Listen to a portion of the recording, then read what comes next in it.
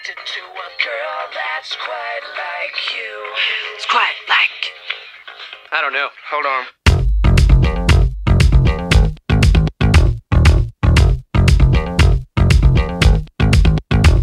You stand there with your long black hair, looking so fresh with your savoir-faire.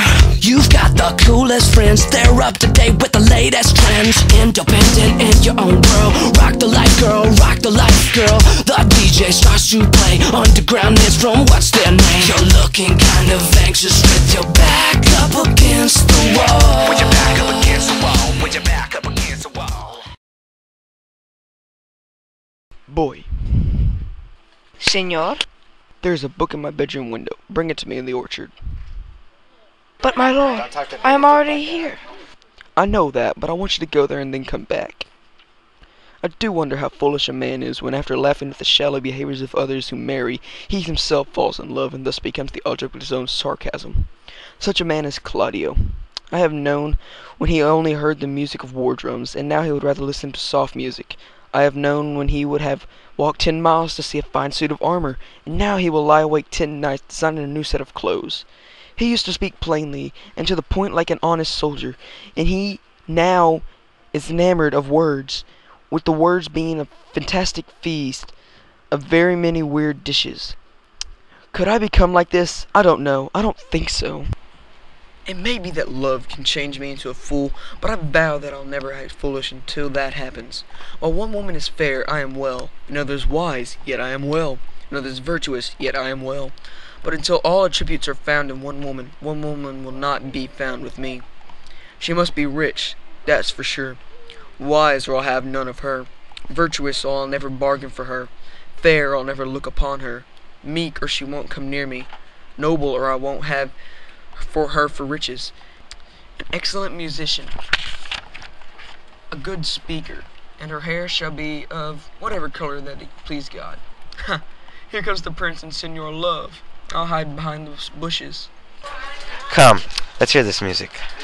Yes, my lord, how still the evening is, as if hushed on purpose to add our good feeling. Do you see where Benedict has hidden himself? Indeed, my lord, the music has ended. Let's give the sly devil more than he bargained for. Here, Baldassar, let's hear that song again. Please, my lord, do not make my bad voice insult music any more than once. Excellency still claims its own perfection as not. Please sing, and let me love no more. Since you talk of love, I will sing. Many a lover begins courting the wrong person, but continues and swear love is true. No more argument, but if you must, sing it. Note this before I begin my song.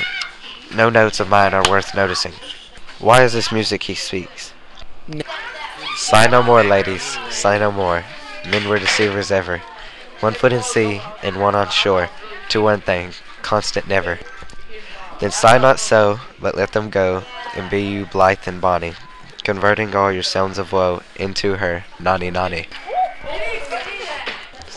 Sing no more ditties, sing no mo, of them but so dull and heavy. The fart of men were ever so, since summer first was levy. Then sigh not so. Now, beautiful sounds. He reveals his tortured soul. Things as gross as sheep intestines call men's souls from their bodies. Very odd. Anyway, my money's worth a sheep horn. Oh. Surely a pretty song. And a poor singer, my lord. No, no, indeed. You sing well enough for an emergency. If a dog had howled like this, they would have killed him. Hope to God that this pitiful voice doesn't indicate future trouble. I would just as soon have heard harbingers of death and plague at this. Yes, Baldassar. Do you hear? I want you to find us some beautiful tunes for tomorrow night at Hero's bedroom window. The best I can find, my lord. Do so. Goodbye. Come here, Leonardo. What did you tell me before? That your niece, Beatrice, is in love with Senor Benedict? Yes, continue to stalk, or pray sits. I didn't think the lady would ever love any man. Nor I, neither. But it is so strange that she has an eye for Senor Benedict, since her outward appearance toward him is so contemptuous. Is it possible? Can the wind come from that direction? Maybe she is faking her affection. Sure, that's it. Gosh, counterfeiting for her love? There was never a deception that came as real as her passion. Why? What evidence does a show of passion? Bait the hook well. This fish will bite. What evidence, my lord? She will sit you. You heard my daughter say how? She did indeed. How? Please tell me. I'm amazed. I thought that she would have never felt love. I would have sworn it also, my lord, especially against Benedict. I think this to be a trick, but the aged man speaks it. Deceptions cannot hide in such years as this. He's hooked. Keep going. Has she made known her feelings to Benedict? No, and she swears she never will. That's her torment. That's true. That's what Hero says. Beatrice says, how can I write to telling of my love I've been so cruel? She says this whenever she begins to write. She'll be up 20 times a night in her nightgown, sitting and writing. Hero tells us everything. Now talk about sheets of paper. I recall a joke that Beatrice told us. Yes, when she had written it and was reading it over, she found Benedict and Beatrice between the sheets. That's the one. Oh, how she tore the nut into 1,000 tiny pieces. She yelled at herself, and she would be so forward as to write it to someone who rejected her. I judge him by my own spirit, for I would reject him if I wrote to me. I would, even though I love him. She then falls on her knees, weeps, sobs, beats her breast, tears her hair, prays, curses. Oh, sweet Benedict, God help me. Indeed she does, so says Hero, and her excess has so much overcome her that Hero fears she may do something desperate. It's very true. It would be good that someone told Benedict if she won't tell him. To what purpose? He would only make fun of her and torment her even worse. If he did, it would be a good deed to hang him. She's such a fine lady, exceedingly virtuous, and free of any suspicion, And she is very wise. in everything except loving Benedict. Alas, my lord, when wisdom and passion war in such a tender body, we know that the odds are the passion will win out. I am very sorry for her, since I am her uncle and guardian. I wish she had shown this affection to me. I would have put aside all of the loves and made her my better half. I think you should tell Benedict of it and hear what he will say. Do you think it is good to do so? Hero thinks that Beatrice will die, for she says she will die if she doesn't love her, and she will die rather than to tell of her love, and she will die if he woos her, rather than he will change her usual harsh nature. She does well in not telling him. If she made her love known, it's probable that he would scorn her, for the man has contemptuous spirit. He is a handsome man. He does have an attractive appearance. Yes, by God, and he is very wise, He has some actions which are similar to humor. and he is brave.